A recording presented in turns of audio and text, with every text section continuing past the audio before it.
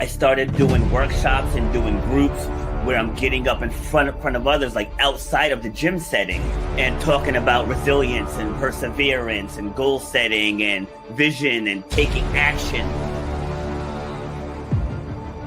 You should know what 1 hour of your time is worth. You should know the value that you bring to the marketplace. You know what your passion is.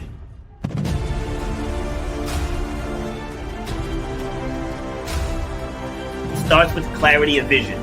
If you don't have the clarity of vision, whatever next thing you get, you're not going to see it through because you don't have the clarity of vision.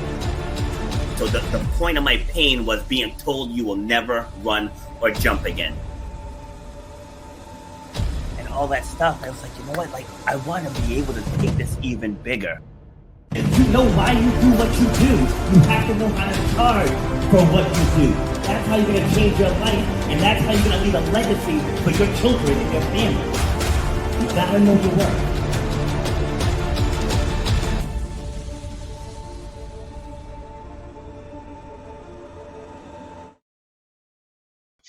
Happy Friday, ladies and gentlemen. This is Rob, and I am back with episode number 365 of Shut Up and Grind. We're all about overcoming obstacles, defying the odds, and inspiring you to clear whatever is blocking the path to whatever success you want in this lifetime.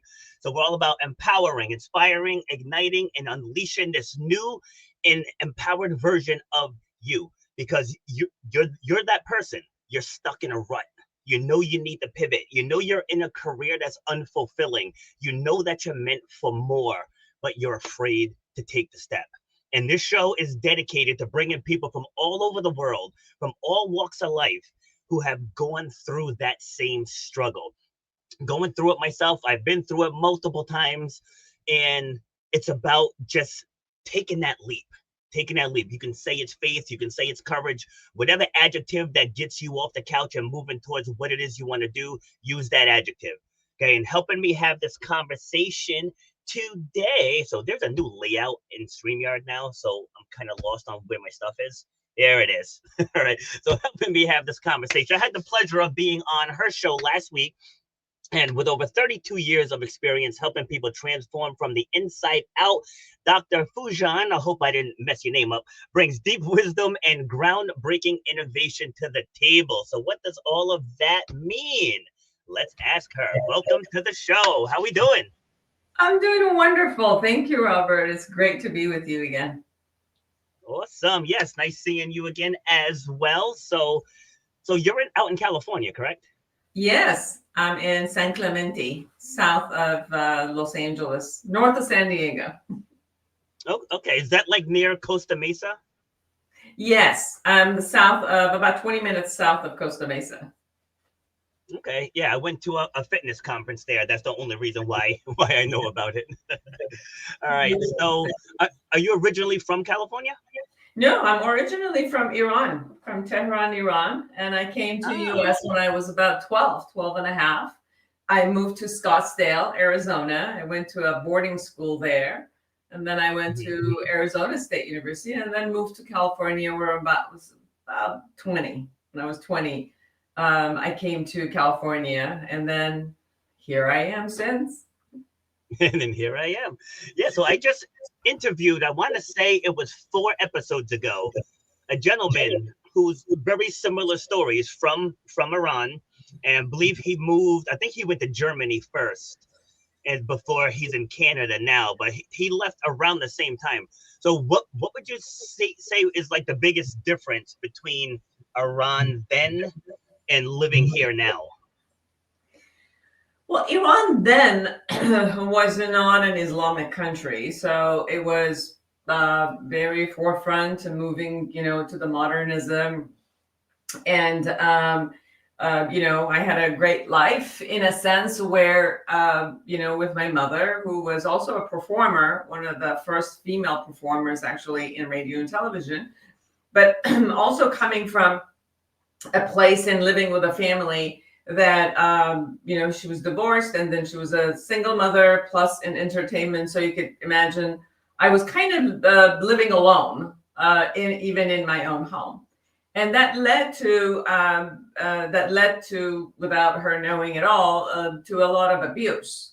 So there was a lot of trauma. So there was a divorce, there was abuse, and so I got very enraged around the teenage years. I felt very alone. And when this conversation showed up about going to, a boarding school in the United States or Europe, which was kind of in at that time also, I took it on and I said, yes, I'm going. Because it was more like, okay, I don't like the space here, not because of, the country, but because of the family conversations. And so I came to the boarding school, and I graduated at 15, and then I went to ASU. One of the amazing concepts was that at that time in Arizona, the legal age is 18, right? So the legal age was 18, but I was 15 and I couldn't get into the school dormitory because it was full. So I had to go get an apartment. I had to get a bank account, and they kept telling me, who's your guardian? I'm like, I don't have one. It's just me. So at 15, I had to start learning how to put things together and converse and get an apartment and go forward. And this is where I experienced this beautiful being alone in a place where there's a beauty in people taking you and helping you and moving forward and supporting you to get there. But there's also this element of raising yourself, because that's all you could do, right? You're 12, you're 13, you're 14. Sometimes I look at the 12-year-olds right now and I'm like, I was of that age and I was absolutely independent.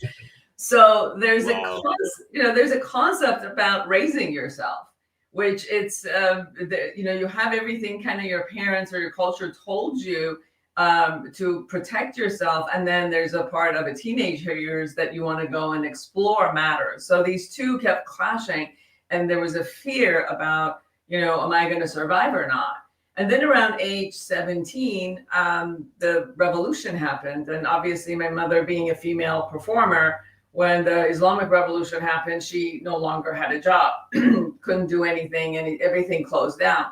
So at age 17, I started working 3 jobs to, be able to survive. I put myself to school, and then I moved to Los Angeles area in order to have better jobs and kind of move ahead. So, the process begins with learning, kind of like being raised like a princess, which everybody's taking care of you, and then kind of thrown in a space of, oh, I got to take care of myself, and then working 3 jobs to be able to take care of yourself. So there's all of this, and then the abuse, the trauma had kind of been forced inside, where finally, when I remember when I said, I was about 16 or 17, and I said, I want my goals to be that I will be, by age 30, I will be married, I will have a business, I will have a home, and, the picket fence and all of the American dreams. And by 28, Robert, I got those, and I was miserable. So I started going into, okay, so everything that the community and the society told me that I should have, I did. And I really, I did shut up and grind those years to just get through all of it. And it's amazing that when you get there and it's empty. So this kind of like, then I realized that I had this kind of chronic depression throughout life and this anxiety of survival. And so that's when I started going into self-progress seminars and, psychotherapy. And for the first time, I started like looking at myself and looking at, I've just been surviving. I have no idea how to live. I don't have an idea about how to thrive. All I knew. Let me pause you. Let me pause you for a second before we make that shift. So at 15, you were pretty much taking care of yourself. How were you able to like sign documents and stuff at 15? Amazing enrollment. Because I would sit in the bank with, a check that my mother had sent. And I'm like, I need to open a bank. And they're like, sorry, we need a guardian. I don't have one. What do you mean you don't have one? This is my story. I'm here all alone and I have to open a bank account. They would bring their manager, they would bring everybody, and they're just sitting there looking at me like, okay, all right, will do. And then I would go get an apartment. So, they would sit with me and then I would share my story. This is what's going on. I don't have a guardian. I'm here on my own. This is my passport. This is my visa. This is, everything that I have. That's all I can do. So give me somewhere to live or I'm going to be homeless. So this apartment building, which was, I think, probably like 20 units. And the manager was a gentleman with his mother, which they managed the whole place. They said, okay, here, write the contract. And they went to, I think it was Kmart at that time. They came to Kmart with me and we, bought stuff for my studio apartment. And that's what I said, is more like just sitting with people, dialoguing with people, and just being honest and authentic. This is my scenario. And it was amazing how people come through for you. They really, like, if you're authentic and they really see you struggling, but you're trying, right?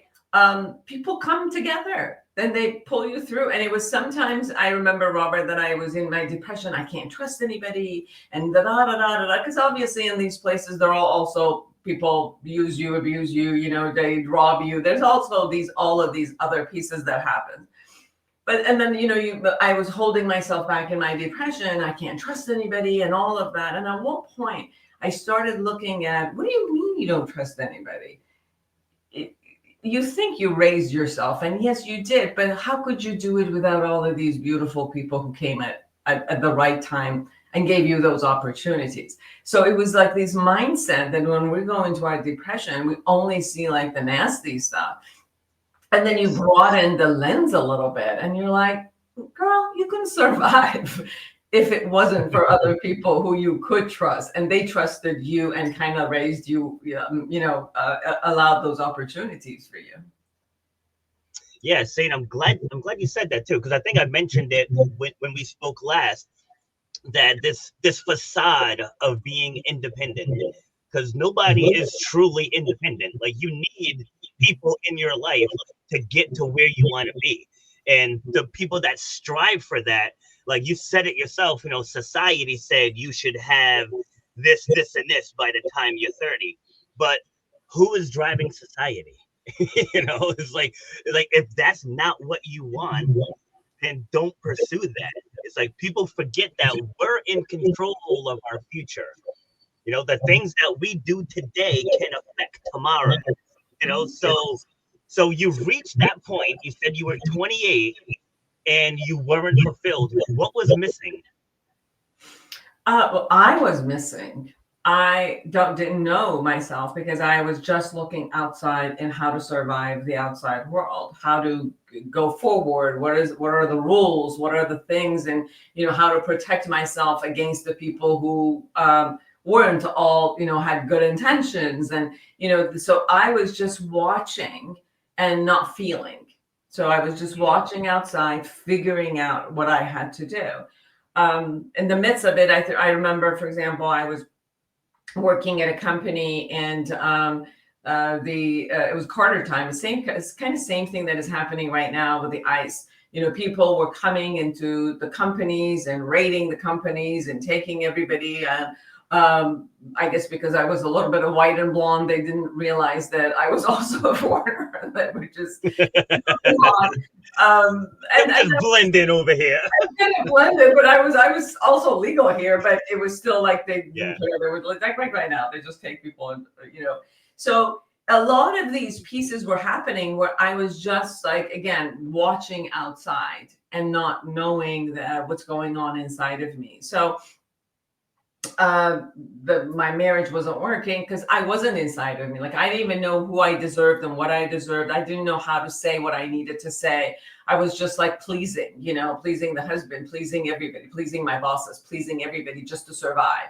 And in this pleasing concept, when you don't know who you are and what you need, you ultimately allow abuse to happen, right? You allow just being there for other people, and other people will take whatever you're giving and they'll go more and more and more. So it was like this emptiness inside that I had to be able to fulfill. So I let go of my business. I had a flower business in the whole Beverly Hills area. I gave my business to my partner and moved on.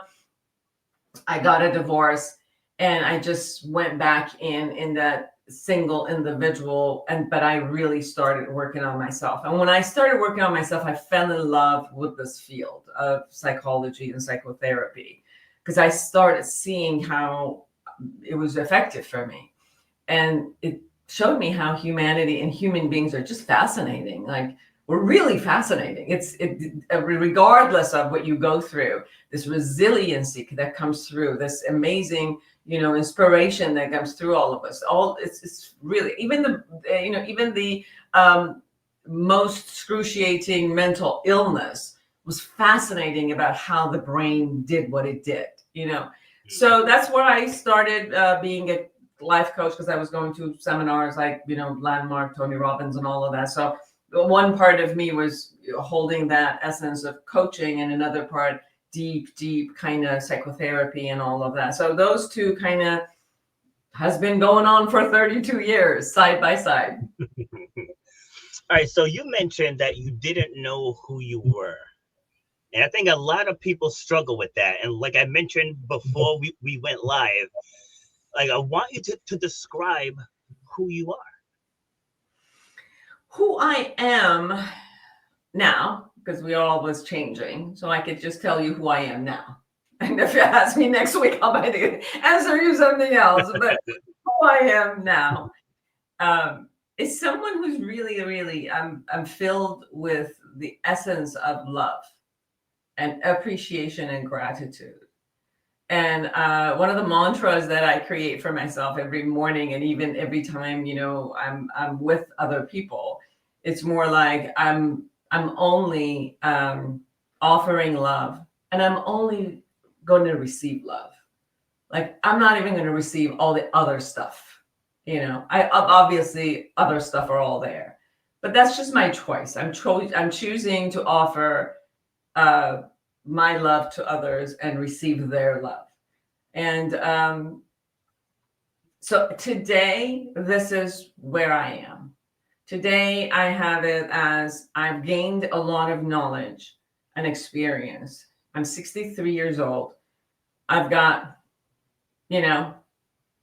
15, 20 more plus good years to offer and give away everything that I've experienced, to share it so whomever can be useful, right? I'm training psychotherapists, I'm training coaches, I'm, with my clients or whomever. So that's who I am now. It's like I've experienced the dark, I've experienced the light, I've experienced all around. And there's a beauty in all of it. So today is someone who wants to share their love and wisdom and wants to gain everybody else's also love and wisdom, and then gain it and then give it out again. And that's hence even the podcast is about like learning from everybody who comes in. Every client who walks into the session, I learn so much, and I gain and then funnel right back out for the information to be given to everybody. Yeah, see, and that's the beauty of it, because it's not about us. Like, just to share a quick example, I coach track and field. Right, I've been doing track and field ever since I was a teenager. It's like I know my events very well. But when other coaches talk to my athletes, I listen, even if it's something that I already know. And there are some coaches who are very territorial, and they don't want you talking to their athletes. I'm like, you're making this about you. This isn't about you. This is about the athlete. Like, I could share something from a different perspective, and you could share something from a different perspective that will help my athlete. Like, and people have to be willing to put their egos aside, right? So you had just said you've experienced the dark, you've experienced the light, and there's beauty in both. right? So how do you go about helping people see the beauty that lies in that darkness? The model that I created, awareness integration, one of the pieces is that, you could just focus on one element and avoid the other side. But we find our power and resiliency in dealing with whatever shows up. I've worked with people who've been, kind of like pampered through their life. And at age 40, something happens and they're breaking because they can't handle. And for me, who has been abused since, sexually abused from age 3, I've gone through divorces, aloneness, all of that. I think when I go back and I look at the resiliency of even that 3-year-old, the 5-year-old, the 8-year-old, the 12-year-old, of how I had survived, those are my power. And I wouldn't know those power unless I had to face those things. And I'm not saying it's easy. I'm not saying it's joyous. It's painful. Yes. But we also experience our power through the resiliency, through the pain, through strategizing, through figuring out how to survive.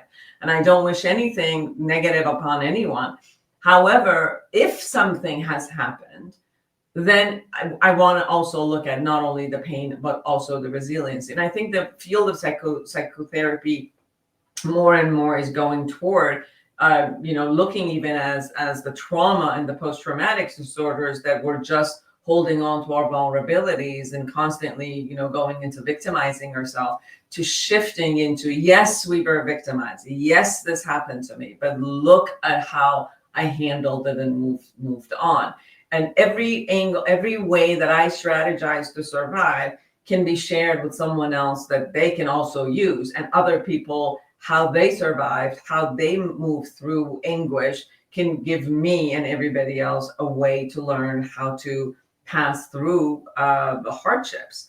So I think that's what's really, really at the heart of the togetherness. And you could see when, disasters happen, natural disasters happen, how everybody comes together and pulls together and, unites in a way together to pull this kind of like the species up. And that's the whole point. We learn through our pain and darkness. And so when I say at this point, I'm choosing only to give love and receive love, it's not that I'm denying or I'm not seeing the darkness. I see it.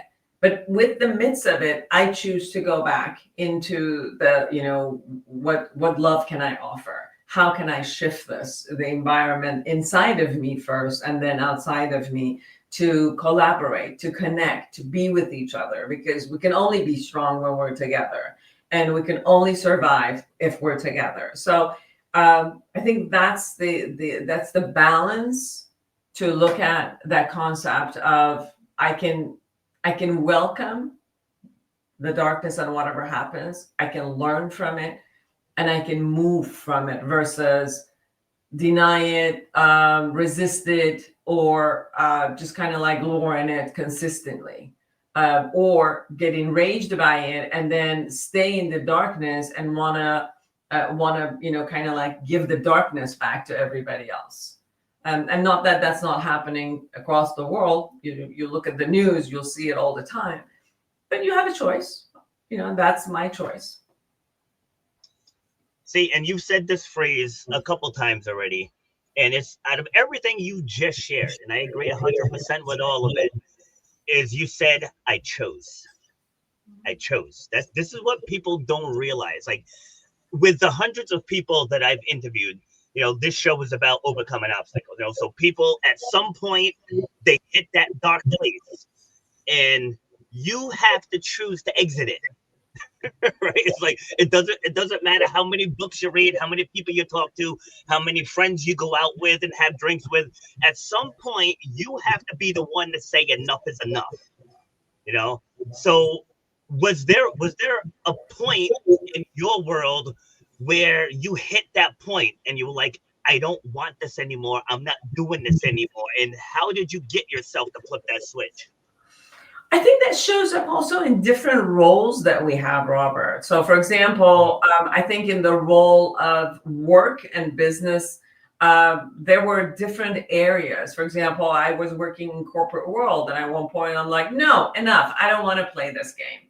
And I'm just going to go open my own business. And from there, I had one hand, I was working in hospitals. I was working in the head of two outpatient hospitalizations and recovery programs and all of those. And at one point I said, I don't want to do this. But then I transitioned in opening up my own practices and my own companies, and I transferred doing that. But that didn't mean that I didn't have to learn how to be an entrepreneur. This had its own games. It had its own issues where I had to learn. I failed, and I got up again, and I failed, and I got up again.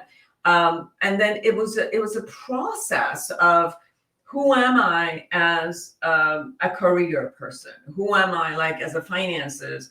I just gained, spent, earned, spent. And I think that one showed up around 50s. It's like, okay, girl, you don't have a lot more and you don't have as much energy. So you better change this momentum of, what you're doing with finances, because you got to learn other skills. The way you've done this it's going to fail you.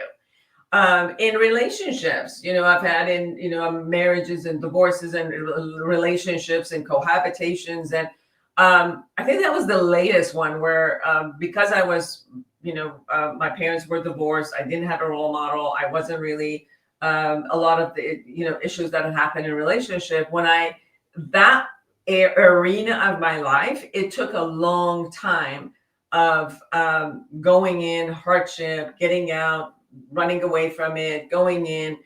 So it's that one almost like finally with my relationship, my marriage right now, my husband, it's like, I think I got this, right? So I think for me, it wasn't a time that I said enough is enough. I mean, the place that I could say when I started going to psychotherapy, it was the first time that my eyes opened.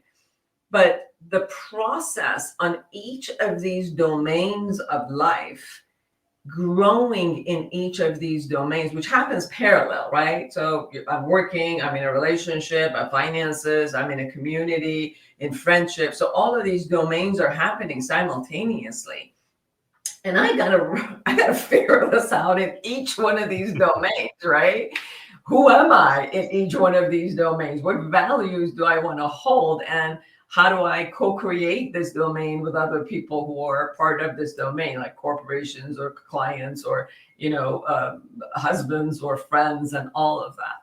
So I see this as a process, and I can't even tell you today that I experience my life as beautiful and I love every area of it, that I'm done. Every day there's something else that shows up in my life. I'm like, how do I handle that one? And the process kind of like goes on again. See, and that last sentence, how do I handle this one?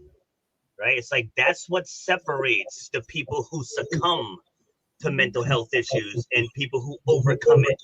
Because people are like, oh, why is this happening to me? Woe is me. I can't catch a break. And all this stuff that people tell themselves, and then they start to believe it. Like going back to me asking you, who are you? Because like I shared on your show, like, I'm a competitor. So whenever life throws stuff at me, that's what I see it as. All right, it's a competition. We're going to get through this. We're going to get through this. We're going to get through this. There's never any doubts, going back to sharing my knee story and teaching myself how to run again. It wasn't if, it wasn't maybe, it was when. It was when I run again, when I compete again. And as more positive as we are with ourselves, our body's going to start to respond to it, right? And with you being a therapist, that is spot on. So if you tell yourself you're not smart enough, you tell yourself you're not talented enough, or you're not educated enough, you're going to start believing it, and then your actions are going to follow. So how are you able to keep yourself on that positive side of life, like outside of your education? If there's anything else internal in there that moves you? I think partially there's two pieces that I look at. Partially, I think as human beings, as any species, we attempt to survive. So we strategize to survive in any format. I think the other part of it would have to do is how can I live a fulfilled life with as I'm surviving? How can I also look at being happy? Like I need to be responsible for my happiness. And I think that was a turning point that I remember part of my work with myself or many of my clients. It's a sense of entitlement that somehow we all have, as if like the world is supposed to give us something and, and then get pissed of why isn't it giving it to me? And the anger, why didn't I get the parents I was supposed to get? Like the neighbors have it, the other people got the right parents. They got the right mother, they got the right father, and they got the right race, and they got the right, financial stability. They got the right company. How come I didn't get it? And I remember, Robert, I was in a class and they were showing these nature documentaries, right? And you could look at these animals who every morning they had to get up and figure out how the hell they were going to find food. And then they had to consistently figure out how to not to be a prey to someone else. And then there was all of these nature issues and, the cold and the this and the that. And then they had to be with their tribe. And then the tribe, everybody in the tribe had their own issues. And I'm looking at this and I'm like, where did this species come up with this sense of entitlement that somehow I got to have it all? While you look at all the other species on the earth, they got to do this daily.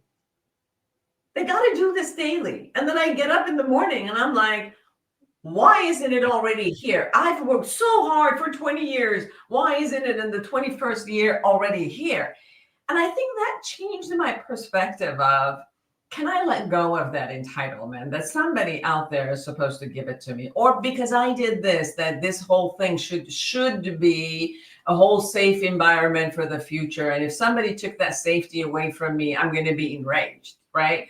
You don't see animals, they being enraged about, I've worked so hard to, create my territory here. What the hell are you doing and coming? And that's part of, I think, accepting that I am another animal. And yes, I got to do this daily. So mine as well, as I get up in the morning, how do I intend to be today? And so I can figure out, first, yes, I want to survive today. 2, I want to live. I want to, I want to create happiness for myself and others around me, despite what shows up, and allow it to happen, allow it to feel sad and angry and all the feelings that are part of the realm of my humanness, because I'm alive, therefore I'm going to feel, and therefore it's okay for me to experience these feelings, and ultimately have the view that at the end of the night, I want to look back at my day and say, hey, that was pretty cool. I learned something. I shared something. This was an experience. Now I'm going to sleep. I'll probably process these experiences and, I'll have another day tomorrow. So this way of being it has been very helpful. Yeah. So we have, I don't know if it's a privilege, I guess. We have the privilege of being comfortable. Yes. That's the thing. We can be comfortable. Like that squirrel is stressed out all day long. Doesn't know around what corner is a fox gonna come, or a coyote, or a dog, or a cat, a bobcat. You know what I mean? Like there's so many dangers around. But with us, we have houses and apartments and cars and lots, and we can just go to the supermarket and buy food. Like that's where that sense of entitlement comes from, because we don't have to struggle to stay alive. Like even the poorest amongst us in the United States, okay, other countries, I can't speak for other countries, but even the poorest amongst us here doesn't really have to struggle to just survive. Thrive, that's different, but to survive. Like if you need, there's food pantries, there's welfare programs, there's church programs, there's nonprofits that go to help people. So when we have to struggle, a lot of people don't know how to handle it. Like they absolutely don't know how to handle it. And coaching high school athletes now, the art of the struggle is being lost. Now, I can't put everybody in the same box, but I could just tell before I took this team over, they were not used to working as hard as we work now. And that's what happens to us as adults. We get comfortable, then we try to make a pivot and realize, wow, pivoting is hard. Like I have to come out of my comfort zone. And then they end up quitting. Like I was working with a 9-year-old earlier today, and I told him, I said, never forget this one sentence. I said, it takes zero discipline to quit. I said anybody can quit. Learn how to push through the hard times and you'll find success. And he's 9, and people are like, oh, he's a kid. Let him enjoy his childhood. All right. When's the right time to share that message then? When? Or do we want to wait till they're a teenager and their personality's pretty much forged already, or their early 20s? It's like you want to get that into them now. Let that positivity marinate now. Like I remember my father telling me I was probably somewhere between 10 and 12, where he was like, people will always see the color of your skin. He said it's up to you to help them see past it. And I was like, and yeah, maybe then I didn't really get the message, but it still stayed with me even to this day at 50. So what are your thoughts on that? Absolutely. And I think even when you look at the nature, although they're struggling, but they're also playing. You could see that they, after they get the food, after they look around, they start playing with each other. So it's okay to struggle and play at the same day. It doesn't have to be all struggle or all play. It can all be there. And I think that's the beauty really of the of living, is that we can create this balance where, yes, you're going to struggle. Yes, life is going to bring something that you have to face. And yes, you could play and enjoy life also. And I think part of the entitlement puts us in the concept of, I'm going to make myself miserable. I'm going to hold myself. What is it? What is the saying? I'm going to hold my breath until I turn blue, until you until you give me what I say I should have, versus no, honey, breathe and go get what you want. Breathe and then go get what you want, versus I'm going to hold here until you give me what I want. No, go get it. Go create it. Go get creative with things that you can. And if you can't get it today, it's okay. Go play, go sleep, enjoy, and then try again tomorrow.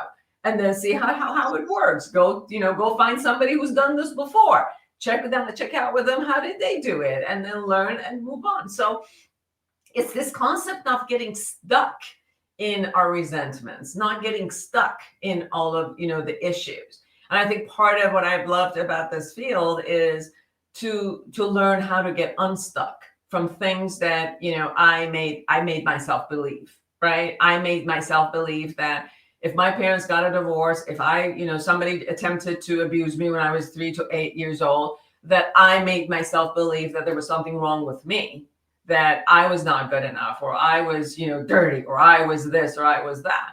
And then I had to get out of those belief systems that at one point I kind of stamped on myself. Not fair. It wasn't okay for me to put those on myself, but that's all a child knows what to do, right? The child's brain doesn't look at the world as unsafe, or the world is bad, or my mother is bad, or so-and-so is bad. They just say, it must be me. And we see this in the way that, a human little child holds everything in their, because they want to survive.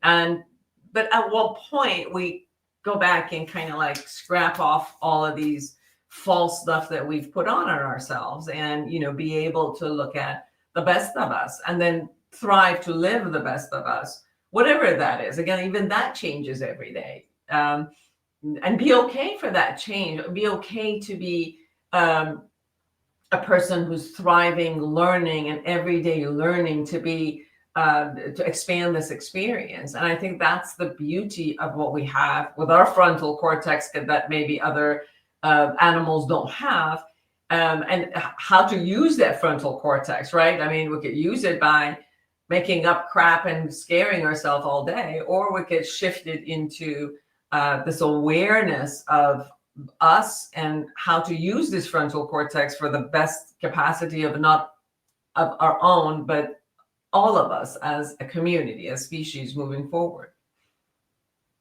Absolutely. I mean, every human being has the fight or flight response.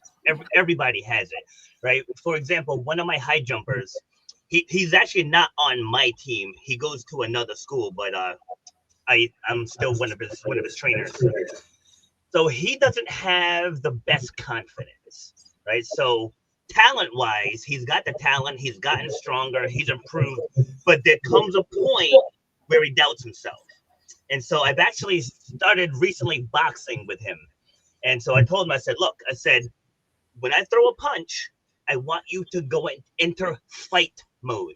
Do not enter flight mode. Like, I don't want you bobbing and weaving. If when I attack, you attack, right? Because I'm trying to get him to when those moments get there, he has to rise to the challenge. I'm like, if you want to be with the best jumpers in the state, you have to perform under pressure. Like that's just how it works, right? It's not going to be easy street all day long. I said, so as that bar gets higher and higher, your confidence level has to increase with that bar. I said, but it reaches a certain height and you self-destruct. I was like, your coach and I were watching you at the state meet, and we both knew you weren't going to make that jump because we saw it in your body language. It's like how you show up matters. So what are some best practices that you can give to help people tap into that fight mode? I mean, yes, there is a time when you do have to step away and fight, but people choose that fight mode.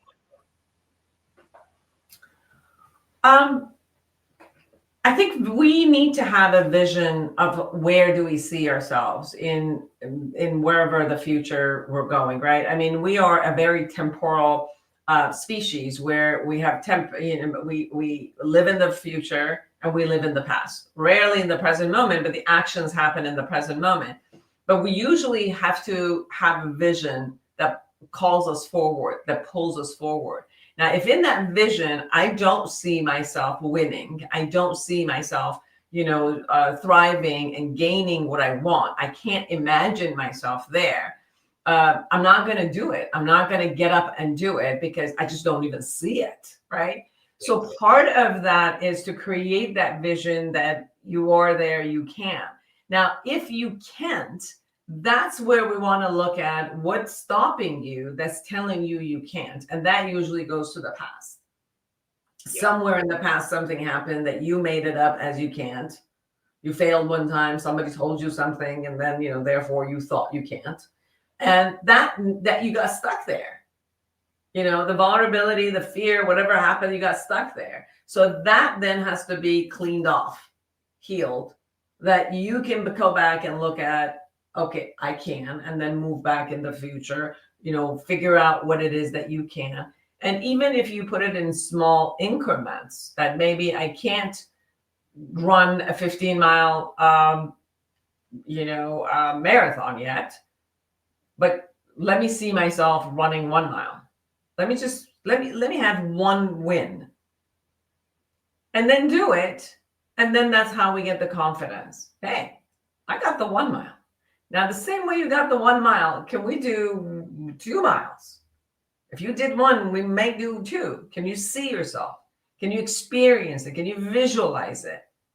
And then you do the 2, and then you go incrementally to the future for someone who's kind of like startling. Some people can envision amazingly and put themselves in there, and then the future calls. And sometimes they'll run with that vision, and then they get stuck in the middle.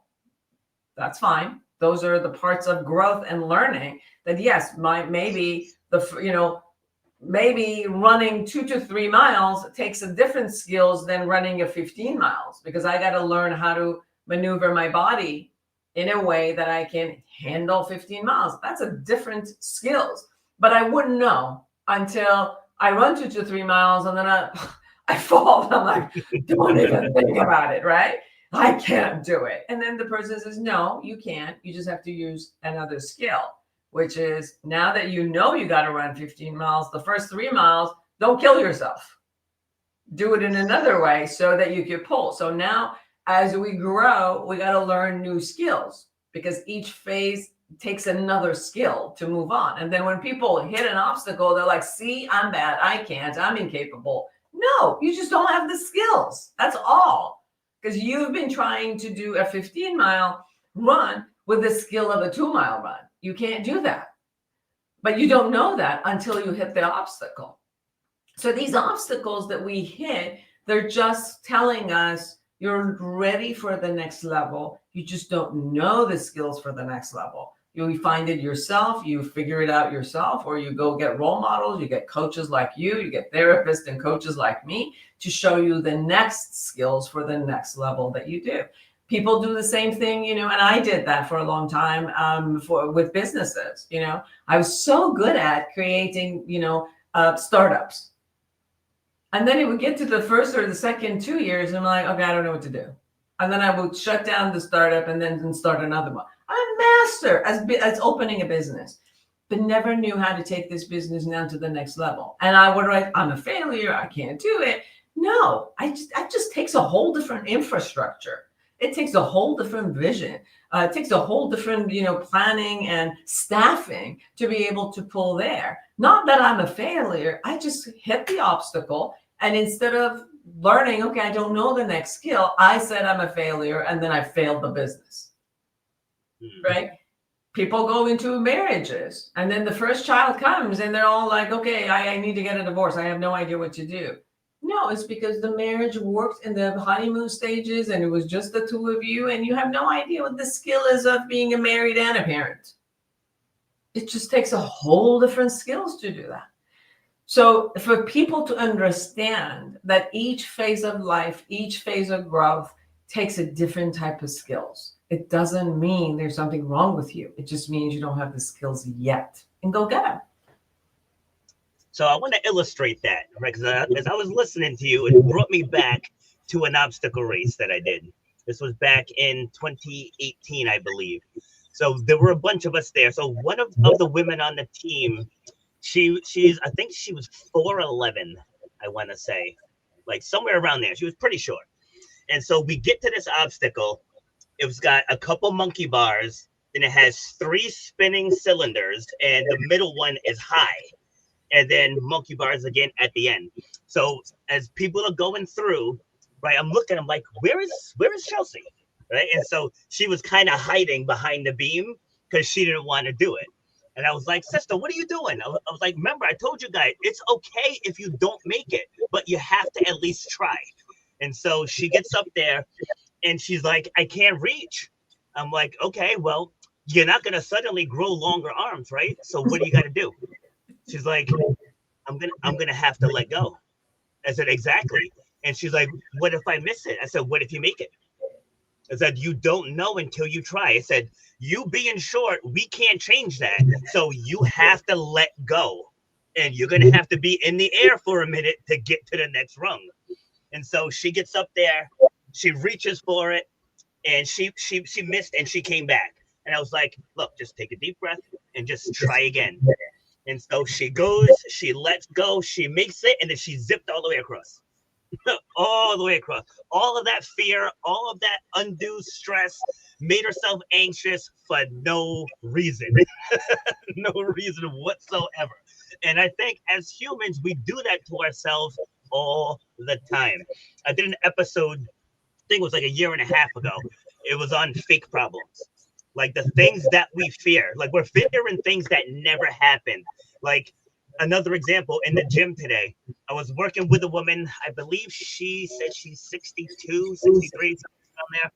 And just thinks that she's out of shape and she's this and she's that. And she's a lot stronger than she thinks. So I had some weight on the deadlift bar. Now, I didn't tell her how much it was. I just said, I'm going to have you come over here, step in. She's like, that looks heavy. I'm like, don't worry about how it looks. Like, let's focus on the form. I was like, get in, chest up, hips down, and just stand up. And so she does it. And I said, that was 165 pounds. And she's like, what? I was like, if I told you that ahead of time, you wouldn't have lifted it. Yeah. And she's like, you're absolutely right. So it's like a lot of times we talk ourselves out of things before we even try. So like I'm at the point in my life, I've had 7 surgeries. I don't fear getting hurt anymore. It's like I just do what I want to do. I have fun. If I hurt myself, whatever. It's like, but I need to at least try. So Is there something that, wow, I just realized what time it is. Is there something that you want to throw in that we haven't covered yet? The best thing that I can share is if we become responsible for our own fulfillment and happiness, and then learn how to do it. And I think that's the key. Because if I can be responsible and accountable for the results that I create, I get myself out of this concept of the rut or the victimization, or, constantly looking at there's obstacles out there. Yeah, there's obstacles out there. There are things I can't do. Absolutely, there are things you can't do. And there's so many things. There are millions of things I can't do, and I'm not even interested in doing. The point is, the ones that you are interested in doing, you want to go and learn the skills and do the best. Because if you think that what I'm doing is going to make me happy, not because the society said so, not because somebody else said so, but because you really look at this, you try it, and you can only know by trying. You'll try something and you're like, no, I don't want to do this. And you'll try something else and says, yes, absolutely. My whole system tells me this is what I want to do. And then you do it and try it and learn it and experience it. And, after you have it for a couple of years, you might be done and over with it. And what's the next? Great. Go try what the next thing is, which is going to make you fulfilled, which is going to make you alive, feel alive every day, feel useful, purposeful, and I think we're responsible for that ourselves. So it's okay that if one day I'm in the dumps, or I don't have the energy, or I just want to go and, say, poor me. It's okay. Have one of those days too. Just go, oh, and it's okay. That's also healing sometimes. But let's not get stuck in that either, right? So allow this movement of experience to show up, so you could be, by the time, and I always say, like, by the time that I'm on my deathbed, what do I want to say about this life that I lived, this identity that I lived, these roles that I lived? What do I want to say about myself? What do I want others to say about me? And then come back and say, okay, you have this opportunity to create today whatever you want yourself to say to yourself, or others to say about you in your, in your deathbed, because you have that opportunity right now. So use it, enjoy it, enjoy the life you have, the one you've got right now. Attempt to enjoy it regardless of what happens.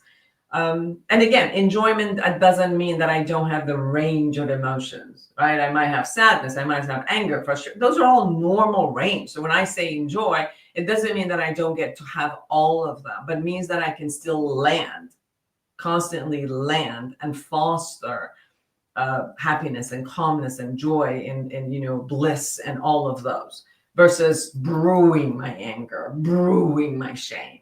I can acknowledge those and take the message, do what I need, and act on whatever I need to do, but then land and enjoy this other emotions that are good for my body. They heal my body, and they, it's worth living for, right? So that's what I want people to really, really hear, however they do it, right? So I created an awareness integration theory, and for people to have it, whether they go to a therapist or a coach who is designed, who's trained in this, or they have a Foojan app, brought it into, because we got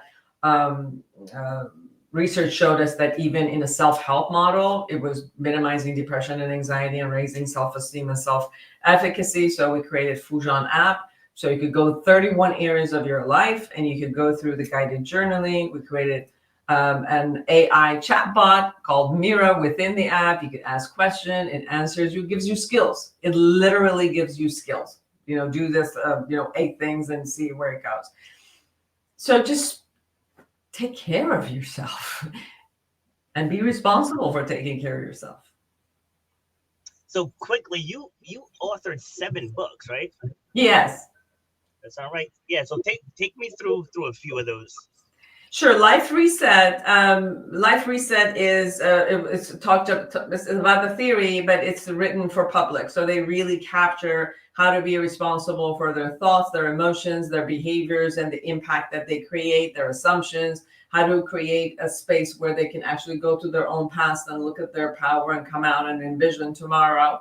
Then it's intentional parenting, which with 2 of my colleagues, We wrote about how to bring this methodology in raising your children.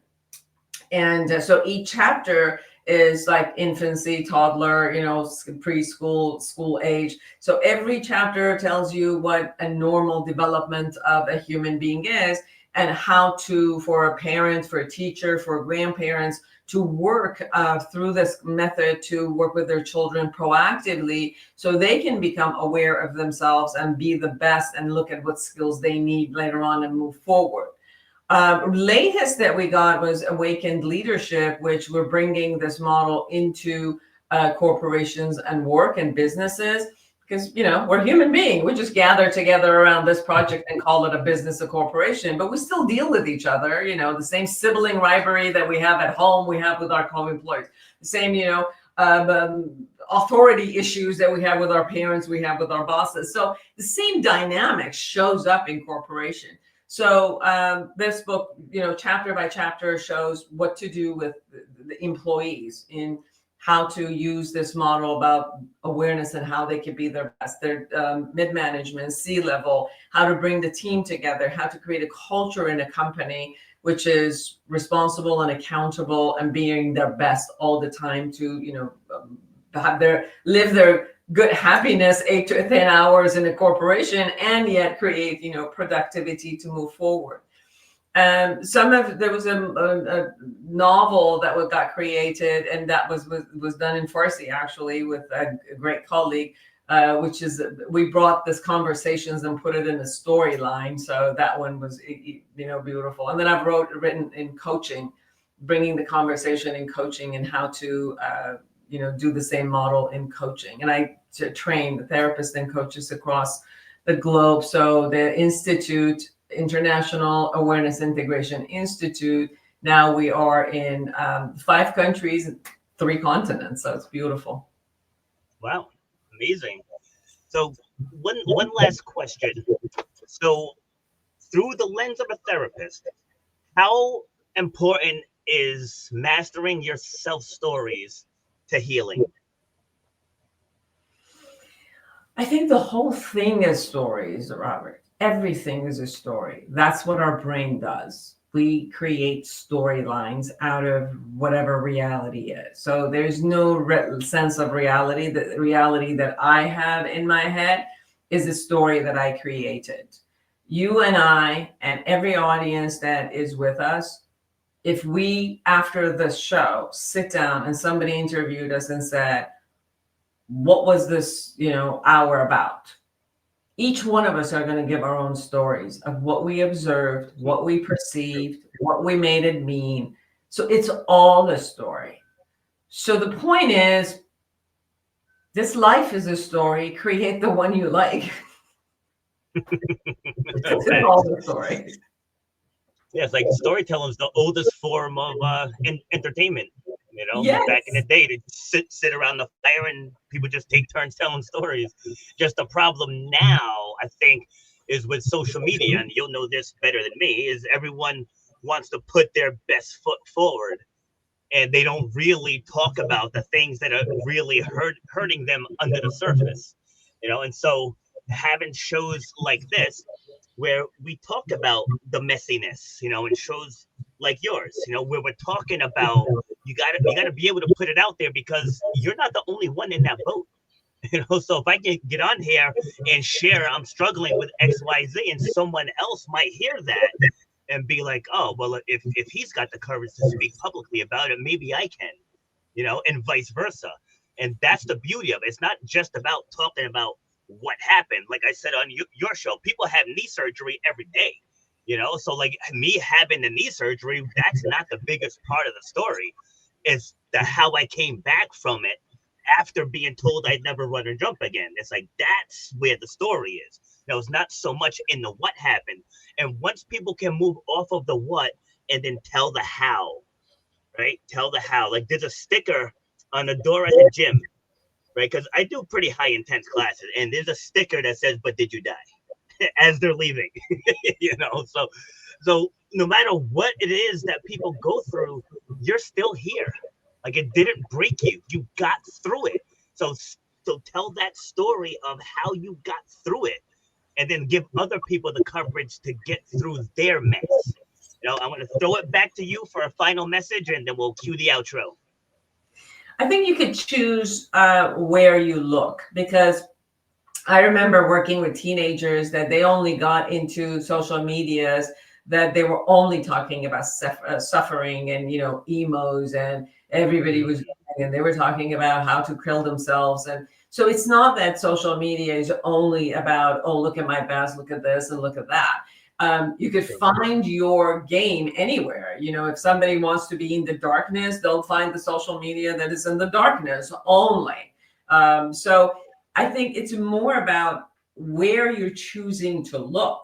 And sometimes the state inside is sad, it's dark, it's rageful. So you keep going and wanting to feed yourself as if I'm not alone, look at this world. But what happens is that you're feeding it and you're brewing it, because that's happening, because you keep going back to the same source and brewing the same thing.